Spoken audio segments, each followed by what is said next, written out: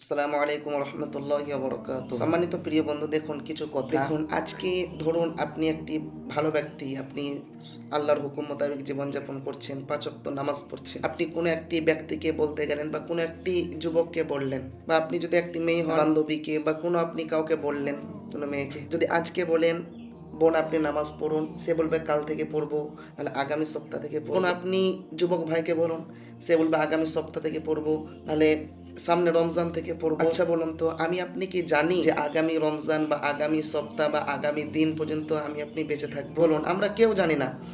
আল্লাহর নবী বলছেন, হে আমার উম্মতিরা, তোমরা মৃত্যুকে এত নিকটে ভাবো, ডান দিকে তুমি সালাম ফিরছো আসসালামু আলাইকুম রাহমাতুল্লাহ, বাম দিকে তুমি যে সালাম ফিরতে পারবে এর আশা তুমি করো না। আমরা দেখুন কত বড় বড় আশা করছি, বলো তো। যাই হোক, আমি আপনাদেরকে বলতে চাইলাম, আজকে আছে, আপনি আজকে শুরু করুন, আল্লাহর পথে আসুন। কালকে আপনি যে